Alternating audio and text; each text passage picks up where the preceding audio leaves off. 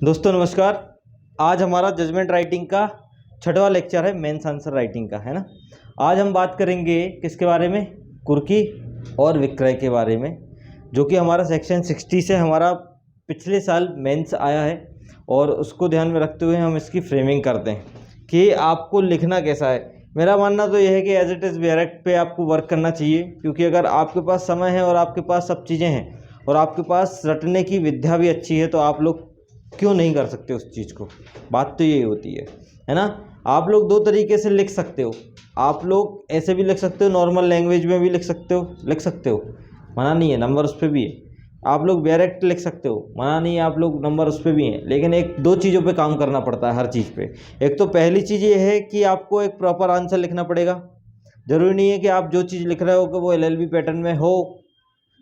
LLB का number नहीं मिलते हैं, पास होते हैं तो इसमें भी पास हो जाओगे, लेकिन मेरिट में बाहर हो जाओगे। क्योंकि मेंस निकालना और उसके बाद मेरिट तैयार होती है, तो मेरिट में पास होना यही तो मैटर करता है कि नहीं करता है? यही मैटर करता है। तो इसका मतलब आपको करना क्या है? आपको ये करना है कि जब भी हम किसी क्वेश्चन का आंसर फ्रेम करते हैं तो तीन चीज़ों पे वर्क किया जाता है। एक तो पहला चीज़ रहती है उसका इंट्रोडक्शन, जो कि 2 लाइन या 1 लाइन का होना चाहिए। दूसरी चीज़ होती है उस सेक्शन का ऑब्जेक्ट, जो कि आप लिख भी सकते हो और नहीं भी लिख सकते हो। और तीसरी चीज़ ये होती है कि आप उसका या तो डायरेक्ट लिखिए या तो उसका पॉइंट में आंसर लिखिए। कैसे लिखिए? पॉइंट में। पैरा में लिखोगे तो ज़्यादा इफेक्टिव रहता है। किसमें? पैरा में। वो जा रहा है क्या ब्राइटनेस वगैरह, ऐसा कुछ स्टेबल है ना? चलिए, अब देखो, वह संपत्ति जो डिक्री के निष्पादन में कुर्की या विक्रय की जा सकती है, ये सेक्शन 60 था। ठीक है, इसका नाम था। इसमें पूछा गया था कुर्की या विक्रय से संबंधित कि कौन सी प्रॉपर्टी को हम अटैच कर सकते हैं, कौन सी प्रॉपर्टी को हम अटैच नहीं कर सकते हैं, कौन सी प्रॉपर्टी को हम सेल कर सकते हैं, कौन सी प्रॉपर्टी को हम सेल नहीं कर सकते हैं। इसके बारे में हमारा सेक्शन 60 बात करता है। क्लियर बात है? अब सेक्शन 60 में ही दोनों चीज़ बताई है कि हम क्या अटैच कर सकते हैं और क्या अटैच नहीं कर सकते। अलग से कोई सेक्शन पढ़ने की जरूरत नहीं है। तो देखो, एज इट इज डायरेक्ट ही है, लेकिन इसका पैटर्न देखने में मैंने ऐसा बना दिया। आप पैरा में भी लिख सकते हो, मना नहीं है, पैरा में भी लिख सकते हो, लेकिन आपको ध्यान ये चीज पे देना है कि पढ़ने वाले को अच्छा लगे। किसको अच्छा लगे? पढ़ने वाले को। जनरली क्या है, पिछले साल लोगों ने डायग्राम मेथड का यूज किया था हर मेंस आंसर राइटिंग में। जिसमें डायग्राम लगता है उसमें डायग्राम बना दिया था उन्होंने, नंबर थे उस पे भी, ऐसी बात नहीं है, नंबर थे। लेकिन मेरा मानना ये है कि अगर आप डायग्राम बना रहे हो ना, तो एरो जो है, जो एरो आपका जो फ्रेम करता है ना, तो आप अगर एरो गलत भी लगा देते हो गलती से, तो नीचे 3-4 लाइन आपको लिख के आना पड़ेगा। डायग्राम बना दिया, समय बचा लिया, थोड़ा 3-4 लाइन लिख दो, डायरेक्ट मत लिखो। फिर बहुत अलग अलग तरीके के आंसर होते हैं, बहुत अलग अलग तरीके से फ्रेमिंग होती है। अब बात ये होती है कि कोई अगर फॉर्मेट अगर आपको दे दिया जाए तो आप मेंस निकाल लोगे, क्योंकि इसी फॉर्मेट में मांग रहा है। लेकिन फॉर्मेट नहीं है ना, जजमेंट का फॉर्मेट है, तो जजमेंट में आपको नंबर फॉर्मेट पे मिल जाते हैं। लेकिन एप्रिसिएशन मार्शलिंग में कोई फॉर्मेट नहीं है, इसलिए उसके नंबर आपको मिलते नहीं है। आपको मेहनत करनी पड़ती है उस पर। मेंस आंसर राइटिंग का कोई फॉर्मेट नहीं है, लेकिन अगर आपको मेहनत करना है ना, तो आपको 3-4 तरीके से सोचना पड़ेगा। इसका मतलब आपको लिख के किसी को चेक कराना पड़ेगा। अगर उसको पसंद आ रहा तो समझ लेना 90% सामने वाले को ही पसंद आना चाहिए। क्यों? रीजन है ना, मैं कैसी लग रही हूं, मैं कैसा लग रहा हूं, दूसरे से पूछने जाते हो। किससे पूछने जाते हो? दूसरे से। अगर उसने बोल दिया अच्छे लग रहे हो तो फिर ठीक है, और अगर उसने बोल दिया अच्छे नहीं लग रहे तो कपड़े चेंज, ये वाले अच्छे नहीं है। यही करते हो ना? तो यही आप लोग पढ़ाई में भी किया करो। पूछो, मेंस लिख के आओ, चेक कराओ कैसे लग रहा है, ठीक लग रहा है। उन्होंने बोला नहीं ठीक नहीं लग रहा है, यहाँ पे ये वाली चीज ज्यादा ओवर कर दी, हटाओ। दूसरी बार फिर लिख के आओ, उसने बोल दिया ज्यादा कम कर दिया, फिर हटाओ। तीसरी बार फिर लिख के आओ। क्या दिक्कत है? दिक्कत क्या है? 3 तरीके की प्रैक्टिस हो रही। एक तो आंसर राइटिंग की प्रैक्टिस हो रही, आपकी राइटिंग स्किल्स की प्रैक्टिस हो रही, आपके प्री पेपर की प्रैक्टिस हो रही, और आपके मेंस की लिए वर्डिंग की प्रैक्टिस हो रही। प्रैक्टिस ही हो रही है। कोई पेज को आप फेंक नहीं सकते। आप अपने पेज की गलतियों को, मैं क्या करता था, मैं गलतियों को ज्यादा संभाल के रखता था सही के बजाय, कि गलतियां जिंदगी में दोबारा ये नहीं करनी है, बाकी सब करनी है। बाकी एक्स्ट्रा गलती कर सकते हो, लेकिन वो गलती जिस पे लोगों ने टोका है उसको दोबारा नहीं करना है।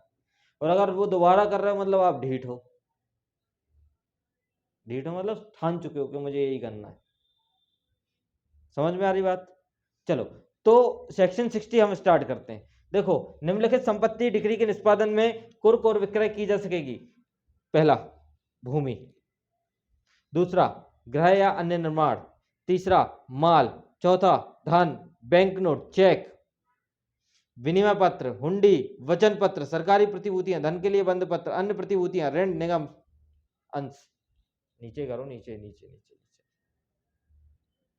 और थोड़ा इधर भूमि से लगा लो, भूमि से सब आ जाए, इससे बस आ गया ना सब? ठीक है। अब कैसे याद रखोगे इन सब चीजों को? कैसे याद रखोगे? बोले याद नहीं होते एक साथ। होते क्या याद एक साथ? कुछ ना कुछ स्लिप हो जाता है। 3-3 का बंच बना लो।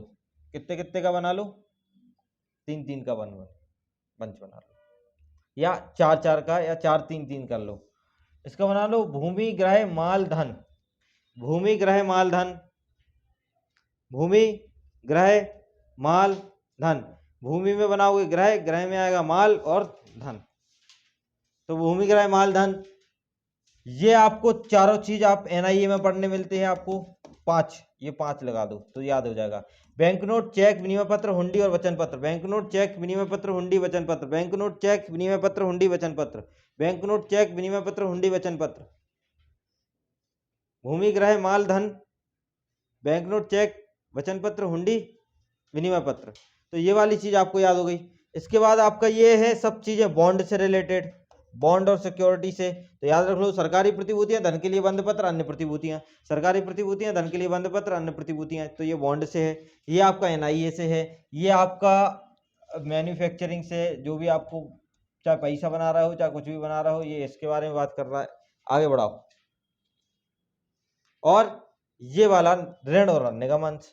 क्या है? ऋण और निगम अंश। क्लियर बात है? तो ये आपको ऐसे याद रखना है। कैसे याद रखोगे?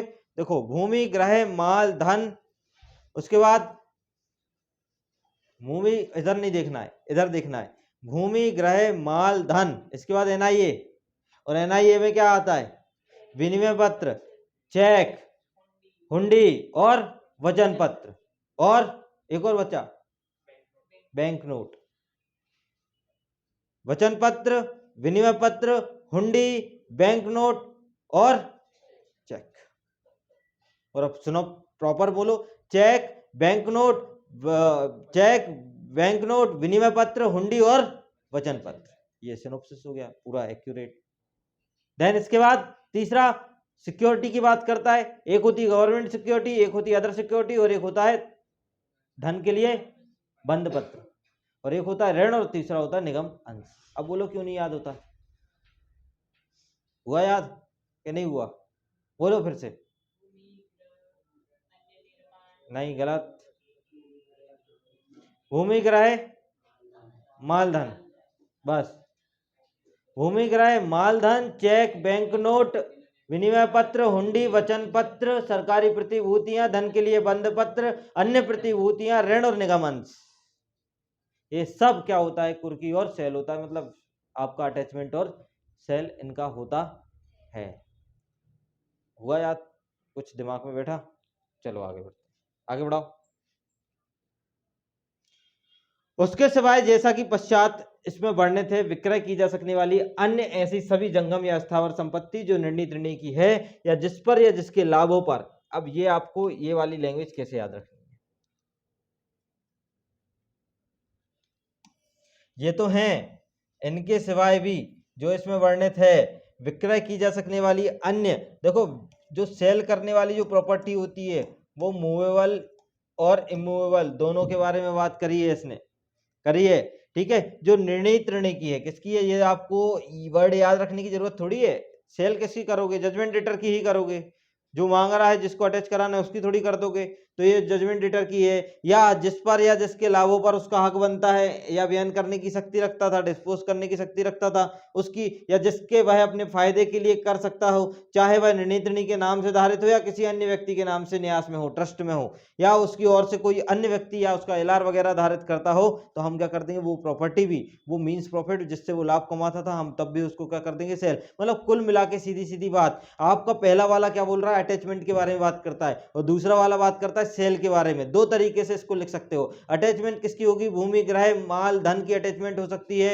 और किसकी अटैचमेंट हो सकती है? आपकी चेक, बैंक नोट, विनिमय पत्र, हुंडी और वचन पत्र की हो सकती है। सरकारी प्रतिभूतियों की हो सकती है। धन के लिए बंध पत्र की हो सकती है। अन्य प्रतिभूतियां की हो सकती है। ऋण की हो सकती है। निगमंश की हो सकती है। इन सब की कुर्की हो सकती है। इनके सिवाय अगर आपको क्या करना है, सेल करना है, तो सेल करने के लिए आप या तो मूवेबल प्रॉपर्टी या इमूवेबल प्रॉपर्टी, स्थावर संपत्ति या जंगम संपत्ति के लिए जो ऋणित ऋणी की है, या उस पे लाभ कमाने के लिए, चाहे वो लाभ कमाता हो या उस संपत्ति का व्यय रखता हो, या जिसके बिहाफ पर कोई व्यक्ति संपत्ति धारण करता हो, तो हम उसको भी क्या कर सकते हैं? सेल। सेक्शन 60 का पहला वाला याद हुआ? ठीक है। अब किसको अटैच नहीं किया जाएगा? आगे बढ़ जाओ। निम्नलिखित डिग्री विशिष्ट वस्तुएं ऐसे कुर्क या विक्रय नहीं की जा सकती। मतलब जो आपका अटैचमेंट और सेल हम नहीं कर सकते इन चीजों का। देखो बेयर एक्ट में एज इट इज लिखा है, मैंने कोई चेंज नहीं किया है, लिखा है। सिर्फ अकेला आपको देखने में लग रहा है कि अच्छा आंसर है, नहीं नहीं भैया, पूरा बेयर एक्ट ही चलता है, इस पे भी बेयर एक्ट ही है। आपको भी बेयर एक्ट लिखना है, तभी जाके उस पे काम कर पाओगे, नहीं तो नहीं कर पाओगे। नंबर उसी के हैं, किसी और चीज पे नंबर है भी नहीं। ठीक है, चलो देखो। निर्णय ऋणी उसकी पत्नी या उसके बच्चों के पहनने के आवश्यक वस्त्र, इनको कुर्क नहीं करोगे। भोजन, इनको कुर्क नहीं करोगे। भोजन पकाने के बर्तन, इनको कुर्क नहीं करोगे। चारपाई, बिछौने, निजी आभूषण जिन्हें कोई स्त्री धार्मिक प्रथा के अनुसार अलग नहीं कर सकती, मतलब मंगलसूत्र हुआ, ये क्या हो नहीं सकती? अलग नहीं हो सकते। पहनने ओढ़ने के कपड़े हुए, ये क्या नहीं हो सकते? अटैच नहीं कर सकते। कर सकते हो क्या? बर्तन जिसमें वो खाना खाते हैं, ये अटैच कर सकते हो क्या? बस। तो अब इसको कैसे लिखना है? कोई व्यक्ति उसकी स्त्री बच्चों के लिए आवश्यक वस्त्र, बर्तन के खाने भोजन पकाने के बर्तन, चारपाई, बिछौने, और महिलाओं को आवश्यक अंग जो किसी धार्मिक प्रथा के आधार पर, स्त्री प्रथा के आधार पर वो क्या नहीं कर सकती, रूढ़ी प्रथा के आधार पर वो क्या नहीं कर सकती, अपने से अलग नहीं कर सकती, तो उसको हम क्या नहीं करेंगे? अटैच नहीं करेंगे, कुर्क नहीं करेंगे। हो गया पहला। दूसरा, शिल्पी के औजार जहां निर्णित ऋणी कृषक है और खेती करने के उपकरण या ऐसे पशु या बीज जो न्यायालय की राय में वैसी ही हैसियत रखते हैं जो अपनी आजीविका उपार्जन करने के लिए समर्थ बनाने के लिए आवश्यक है। कृषि उपज का या कृषि उपज के किसी वर्ग का ऐसा भाग जो ठीक समझे अगली धारा 61 के उपबंधों के दायित्व से मुक्त घोषित कर दिया जाएगा। 61 में वही है आपका कृषि वाला, याद है? अब इसमें क्या बोला गया? इसमें बोला गया भैया शिल्पी के औजार। शिल्पी के औजार मतलब कृषक है आपका कौन? Judgement debtor. आपका जजमेंट डिटर क्या है भैया? कृषक है। अगर जजमेंट डिटर कृषक है, इसका मतलब खेती के उपकरण, खेती के उपकरण, बीज, पशु चराने के लिए जो पशु वगैरह होते हैं, इनको आप क्या नहीं कर सकते? अटैच नहीं कर सकते। बीज को आप क्या नहीं कर सकते? अटैच नहीं कर सकते। लेकिन इसमें ये वाली चीज बोली है, आवश्यक होना चाहिए उसकी खेती के लिए। हल से भी खेती की जा सकती है। आपके ट्रैक्टर, जरूरी नहीं है कि आपका ट्रैक्टर भी हो। खेती उपकरण में इसमें ट्रैक्टर नहीं आएगा। क्यों? क्योंकि जब ट्रैक्टर नहीं था तो क्या हल से खेती नहीं होती थी? क्या होती थी? इसलिए ट्रैक्टर को अटैच किया जा सकता है। होता है ट्रैक्टर अटैच, कुर्क हो जाता है ट्रैक्टर, है ना? उसमें लिखा ना, जीव को उपार्जन के लिए, न्यायालय की राय है कि जीव को उपार्जन के लिए समर्थ बनाने के लिए, आपकी खेती करवाने के लिए और आपको समर्थ बनाने के लिए आवश्यक है कि आप हल से भी कर सकते हो। जरूरी थोड़ी आपको ट्रैक्टर लगेगा। तो इस वाली लाइन का मीनिंग यही है। ठीक है। और कृषि उपज और कृषि उपज का ऐसा भाग जो कि न्यायालय ठीक समझे, उसको आपको दायित्व से क्या कर सकती है? मुक्त भी कर सकती है कि चलो ठीक है, इतना भाग हम क्या नहीं करते? अटैच नहीं करते हैं। तो ये वाली चीज आपको समझ में आनी चाहिए। क्लियर बात है? तीसरा, वे ग्रह या अन्य निर्माण जिनके मलबों या आस्थानों के या उनमें से अव्यवहित रूप से अनुलग्न या उसके उपभोग के लिए आवश्यक भूमि सहित जो कृषक या श्रमिक या घरेलू नौकर हैं उनके अधिभोग में है, उनके अधिभोग में है। इसका मतलब समझ रहे हो आप? वे ग्रह या अन्य निर्माण उनके मलबों या आस्थानों में या अव्यवहित रूप से अनुलग्न या उपभोग करने के लिए आवश्यक भूमि सहित जो कृषक, श्रमिक, घरेलू नौकर के हैं, इसका मतलब जो अधिभोग में है। इसका मतलब यह है कि ग्रह में अलग से कोई नौकर के कब्जे में कोई चीज है, कोई श्रमिक के कब्जे में कोई चीज है। जैसे कि बड़ी बड़ी मल्टियां जब बन रही हैं यहाँ पे, वो झुग्गी झोपड़ी बना के वो रहने लगते हैं, उनके बच्चे पलते रहते हैं, देखा होगा आप लोगों ने। घर वर बनते हैं तो वो नौकर लोग वहीं पे नहीं रहने लगते, बाहर बाहर। तो अगर वो घर से घर को अटैच कर रहे हो तो आपको किसको अटैच नहीं करना पड़ेगा? इन लोगों को। इन लोगों के घर को क्यों अटैच करोगे भैया, अन्य जैसे भी बनाया है, अगर आपने अधिभोग में उनको रखा भी है उसमें, तो आप वो वाली चीज नहीं कर पाओगे। लिखा है उनमें गृह या अन्य निर्माण या आस्थानों पे। आस्थान मीनिंग होता है, स्थान का मीनिंग होता है स्थान, है ना, जो स्थायी और अस्थायी रहती है। आस्थान बोल रहा मतलब अस्थायी स्थान के बारे में बात हो रही है। और या उनमें उनमें अव्यवहित रूप से अनुलग्न, या कुछ भी चीज अलग से उनने क्या बोली है, जोड़ी गई है, ठीक है, और भोग करने के लिए आवश्यक है कि वो उस पर रह रहे हैं, खा रहे हैं, पी रहे हैं, तो हम वो वाली प्रॉपर्टी पे अटैच नहीं करेंगे। आगे बढ़ जाओ। लेखा वाहियां, अकाउंट वगैरह हम क्या नहीं करेंगे, अटैच नहीं करेंगे। आगे ई वाला पॉइंट, ठीक है, याद हो रहा कि नहीं हो रहा। ए में क्या है, ए में आपके पत्नी के, बी में क्या है, कृषक है, निर्णितनी, सी में क्या है, सी में आपको अन्य घर के बारे में जो श्रमिक वगैरह नौकर के बारे में बात कर रहा है, और डी में क्या है, लेखा वाहियों के बारे में, और बी में बात करते हैं। ई में लिखा है अकाउंट्स वगैरह, ई में है। इसके बाद ई में क्या है, नुकसानी के लिए वाद लाने का अधिकार मात्र। इसका मतलब अकेला आपको अगर कोई डैमेजेस वगैरह हो रहा है तो मेयर राइट टू डैमेज, केवल वाद मात्र ही अटैच नहीं किया जाएगा। आपके साथ साथ आपको और चीजें दिखानी पड़ेगी कि नुकसानी के लिए वाद ला रहे हो, तो आपने बोला कि इस प्रॉपर्टी से हमें नुकसान हुआ है, तो हम सिर्फ उसको केवल नुकसानी के लिए, नहीं नहीं नहीं, नुकसानी के लिए नहीं, आपका राइट क्या होना चाहिए, वॉयलेशन होना चाहिए, प्रॉपर राइट जो आपको मिलता है। अकेला डैमेजेस होने से आपका कोई राइट ऐसा नहीं है, तो हम उस प्रॉपर्टी को या आपके नुकसानी के राइट को हम क्या नहीं कर सकते, अटैच नहीं कर सकते। इसका मतलब नुकसानी के लिए वाद लाने का अधिकार मात्र हम क्या नहीं कर सकते, अटैच नहीं कर सकते, कुर्क नहीं किया जा सकता। क्लियर बात है। चलो, व्यक्तिक सेवाओं का मतलब याद करना है आपको, क्लियर बात है। व्यक्तिक सेवाओं का कोई अधिकार, अगर सेवाओं का कोई अधिकार है तो हम उसको भी अटैच, मतलब आपके राइट को अटैच नहीं किया जाएगा। क्लियर बात तो ये है, जिस चीज पर आपका लीगली राइट है और उस चीज को आप लाने का अधिकार रखते हो, उसको अटैच नहीं किया जाएगा, मतलब रोका नहीं जा सकता। क्लियर बात है। इसके बाद वे वृत्तिकाएं, वृत्तिकाएं होती हैं आपकी, जो भी उपादान होते हैं, जो वृत्तिकाएं होती है, जो सरकार के या स्थानीय प्राधिकारी के या किसी अन्य नियोजन की पेंशन भोगियों को अनुज्ञात है। मतलब ये पेंशन वगैरह जो आपको मिलती है ना, ये इसके बारे में बात कर रहा है। या किसी ऐसे कुटुंब के सेवक में पेंशन निधि में से है जो केंद्र या राज्य सरकार द्वारा राज्य पत्र में अधिसूचना द्वारा निमित्त अधिसूचना की गई है, संदेह है, राजनीतिक पेंशन वगैरह। मतलब आपकी जो पेंशन है, राजनीतिक पेंशन है, जो आपकी गवर्नमेंट आपको पेंशन देती है, उसको भी अटैच नहीं किया जाएगा। मतलब पेंशन कहाँ है, आपके जी में है। जी में क्या है, पेंशन, और जी से याद रख लो गवर्नमेंट पेंशन। जी से क्या हो गया भैया, गवर्नमेंट पेंशन। और एफ से आप याद रख लो, एफ से आप रख सकते हो services, personal services, personal services के जो राइट वगैरह जो रहते हैं उसको भी अटैच नहीं किया जाएगा। और आपका ई में क्या है, आपका ई में आपका डैमेजेस। ठीक है, क्लियर बात है। आगे बढ़ जाओ। एच में बोला है श्रमिकों और घरेलू नौकरों की मजदूरी चाहे वह धन या वस्तु के रूप में हो, संदेह है। मतलब जितना काम उतना दाम। मान के चलो किसी ने ठेला बहुत चला लिया, तसला बहुत उठा लिया, उसको पैसे मिले, तो आप उस पैसे को भी अटैच नहीं कर सकते। श्रमिक या घरेलू नौकरों की मजदूरी चाहे वह धन के रूप में हो चाहे वह वस्तु के रूप में हो, उसको भी अटैच हम नहीं कर सकते। भरण पोषण की डिग्री से भिन्न किसी अन्य डिग्री के निष्पादन में प्रथम 1000 रुपए तक के वेतन को और शेष 2/3 वेतन को हम क्या कर सकते हैं, अटैच नहीं कर सकते। लिखा है कि नहीं लिखा है। इसका मतलब यह है कि भरण पोषण की डिग्री में आप 1/3 वेतन को क्या कर सकते हो, अटैच कर सकते हो, 2/3 को अटैच नहीं कर सकते हो। क्लियर बात है। और जो प्रथम सैलरी उसका 1000 रुपए आप क्या नहीं कर सकते, अटैच नहीं कर सकते। इसके बारे में बात कर रहा ना ये। चलो आगे बढ़ते हैं। ये लिखा जे में, जे में आपका मेंटेनेंस है, जाइए मेंटेनेंस लीजिए, ऐसा याद रख लेना। जे से जाइए 1/3 मेंटेनेंस ले लीजिए, ठीक है, तो इसको अटैच नहीं कर पाओगे। तो भरण पोषण के लिए किसी डिग्री के निष्पादन का वेतन 1/3 आप क्या नहीं कर पाओगे, अटैच नहीं कर पाओगे। ऐसे व्यक्तियों के वेतन भत्ते जिसके वायुसेना अधिनियम 1950, सेना अधिनियम 1950, नौसेना अधिनियम 1957 लागू होता है, ऐसे कोई पेंशन वगैरह उनसे मिलती है, ऐसी कोई सुविधा उनको देते हैं, तो उसको अटैच नहीं किया जाएगा। किसी भी निधि में या उससे व्युत्पन्न लोक अधिकार भविष्य निधि अधिनियम 1925 के तत्समय प्रवृत्त लागू है। अनिवार्य आक्षेप या राशियां कुर्की नहीं की जा सकती, बिल्कुल नहीं की जा सकती। अगर आपको भविष्य निधि के लिए कुछ पेमेंट वगैरह आपने सेटल करके रखी है, होता है ना भविष्य निधि, होता है कि नहीं होता है, उसमें आप लोग रखते हो ना पेमेंट, तो अगर वो वाला अटैच कर दिया किसी ने, तो वो भी उन्होंने बोला नहीं नहीं नहीं नहीं, ये वाला भी अटैच नहीं हो पाएगा। आगे बस, ये जीवन बीमा पॉलिसी के अधीन संदेह धन, ये भी अटैच नहीं होगा। निवास गृह के लिए पट्टेदार का हित, ये भी अटैच नहीं होगा।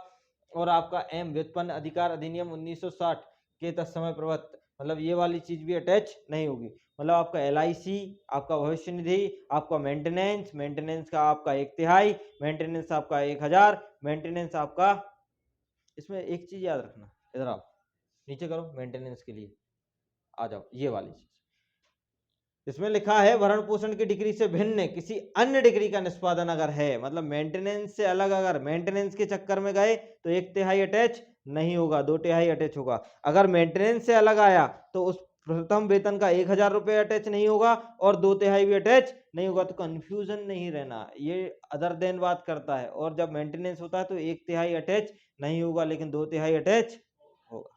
क्लियर बात है? चलो, तो ये हो गया हमारा पूरा आंसर फ्रेमिंग। एक्यूरेट आपको डायरेक्ट लिखनी है, किसी भी चीज पे बिल्कुल ध्यान नहीं देना है। एक आध केस लो आप ऐड कर सकते हो, जो कि हमारे पास है, एक आध केस लो है ना, उस नोट्स में दिया होगा, उसमें ऑब्जेक्ट भी दिया होगा, आप ऑब्जेक्ट भी लिख सकते हो, आप ये भी कर सकते हो। लेकिन इतना 90% सफिशियंट है, 10% आपको मेहनत करनी ही करनी है। ठीक है, 10% पे मैं कोई भी आपको ये सलाह नहीं दूंगा कि आप पूरा मुझे कॉपी कीजिए। आप 10% में ऑब्जेक्ट भी लिखिए, आप कंक्लूजन भी लिखिए, आप इंट्रोडक्शन भी लिखिए, आप 4-5 केस लॉ भी लिख लीजिए, जितना आपका मन करे लिखिए, लेकिन आपको समय को ध्यान में रखते हुए लिखना है। ऐसा नहीं लिखना है कि आप सिर्फ लिख ही रहे हो। क्लियर बात है? चलिए, तो इसी के साथ मिलते हैं। नमस्कार, शुक्रिया, धन्यवाद, और जुड़े रहिए ड्रीम जुडिशरी इंदौर के साथ।